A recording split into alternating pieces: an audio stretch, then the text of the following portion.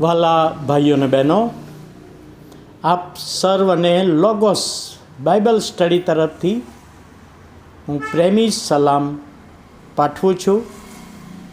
અને આજે નવો દિવસ એટલે કે 2025ના વર્ષનો 298મો દિવસ, 25મી ઓક્ટોબર 2025 અને શનિવારનો આ નવો દિવસ આપણા જીવનોમાં પ્રભુએ બતાવ્યો. માટે પ્રભુના નામને ધન્યવાદ આપતા પ્રભુની સ્તુતિ કરીએ છીએ. યોગ્ય આચરણ કરો, યોગ્ય આચરણ કરો. પરદેશની એક સાક્ષી કોઈક જગ્યાએ વાંચી, ત્યાં પ્રમાણિકતા પરનો એક લેખ હતો. સારા નામની એક છોકરીની સગાઈ થઈ, ચર્ચમાં સગાઈ થઈ.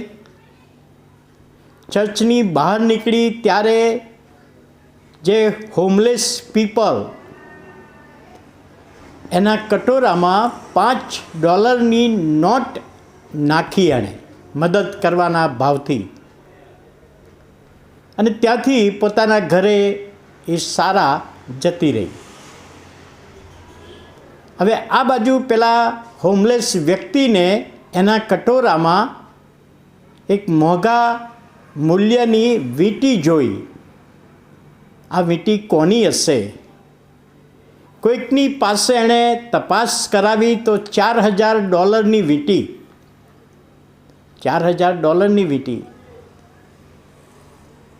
કોઈક વ્યક્તિએ ખરીદવાની આશા રાખી કે હું તને આટલા પૈસા આપું, પણ એને ના પાડી. કદાચ કાલે જેની વીંટી હશે એ લેવા માટે આવશે, મારે વેચવી નથી. અને બીજા દિવસે એ ત્યાં જઈને બેઠો, હોમલેસ વ્યક્તિ.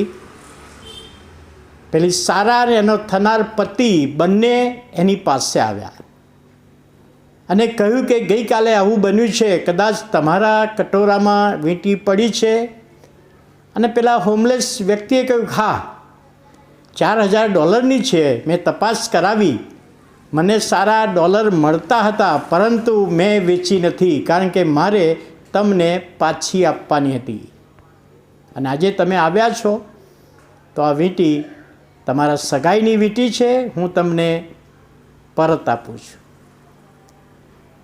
એનો થનાર પતિ એ વેબસાઇટ પર કામ કરતો હતો અને એણે કહ્યું કે ભાઈ, તારી આ સ્ટોરી હું વેબસાઇટના પેજ પર મૂકું?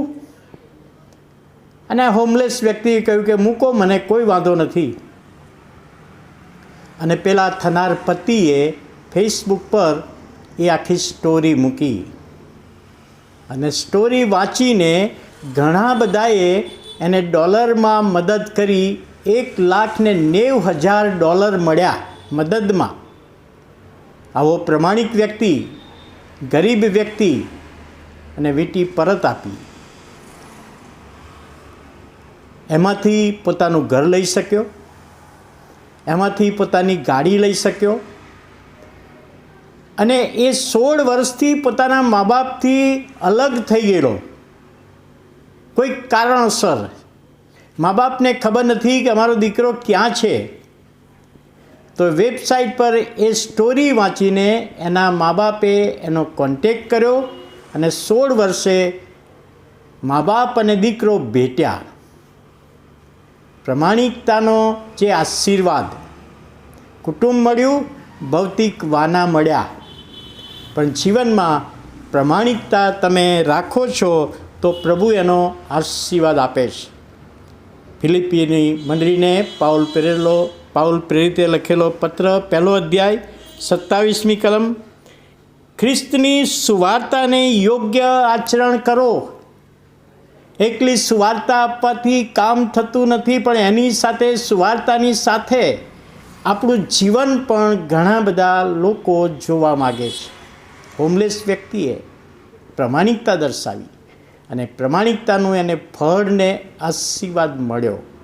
ત્યારે આજે આ વચનને આ મનન દ્વારા પ્રભુ આપણને પણ કહે છે કે આપણું જીવન પણ પ્રમાણિકતાથી ભરેલું હોય. સમજવામાં પ્રભુ સહાય કરે. પ્રાર્થના કરીએ. પ્રભુ, અમે તમારો આભાર માનતા તમારા નામને ધન્યવાદ આપીએ છીએ. આજના મનનને માટે અમે આભાર માનીએ છીએ. કોઈ જગ્યાએ પ્રભુ અમે કમતી માલુમ પડ્યા હોઈએ, ક્ષમા માગીને ફરીથી તમારામાં જીવન જીવીએ એ વિનંતી પ્રાર્થના ઈસુ પ્રભુના નામમાં સાંભળો, માન્ય કરો. આમેન.